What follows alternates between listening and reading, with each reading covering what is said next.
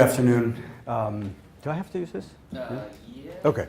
So I feel very moved by what I've heard the last few hours, and it's taking me a little bit to it'll take me some work to remember what it is that I actually do.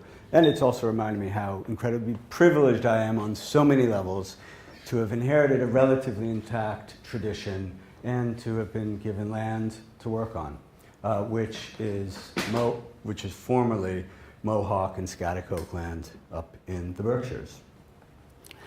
So at the Adamah farm, we start our day by morning services, morning prayers and meditation by asking the question, what are you grateful for?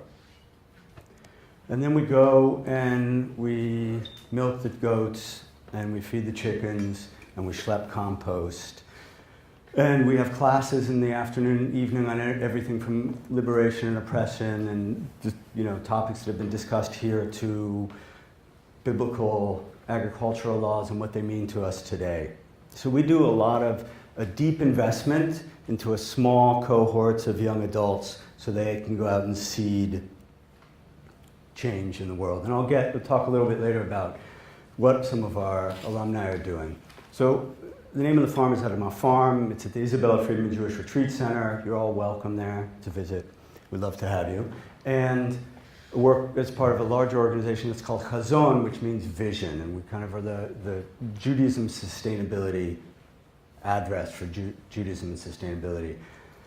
And some of the things that we've done successfully over the past 15 years is we started what became about 50 CSAs based around synagogues and JCCs. So we have Jews already organized in these communities. We put probably about $50 million into local farm economies over the last 10 years by all these communities. So the question is, how do we put, with all the challenges that people have been talking about, Nati mentioned, how do we put sustainability on the map for Jewish communities, and what exactly does that mean? So going back to the really specific ways that we do it, getting engaged, getting our hands dirty, one of the challenges we have is that people are disconnected from the tradition, they're disconnected from the land, they're disconnected from each other. So how can we use productive communal labor and the CSA and a value-added products business that we run to help teach, make the fundamental lessons of religion and spirituality, which to me are wow, gratitude, an orientation towards justice. How do we bring those back into people's lives as a lived experience? So some of what you're looking at here, this is Shavuot parade on the bottom, which is Pentecost, early summer holiday, which used to be one of our pilgrimage festivals to the temple in Jerusalem. There's no temple in Jerusalem. I hope there's no third temple, or it doesn't resemble what the last two were. It's a larger question. But point being that we have these agricultural traditions that are we've been divorced from for the last few thousand years. So we started our own First Fruits Festival, where we gather with the community. The goats get dressed up as well, and we parade, bring our first offerings to the community as a creative ritual reenactment of something that was. The mezuzah on the doorpost here, the parchment that's written on is made from goat skin, from goats that we raised, ritually slaughtered ourselves, and processed into parchment. Pretty sure we're the first folks who have done it like this in a while, right? So how do we bring back this kind of productive labor and this hands-on connection to ritual and ritual objects?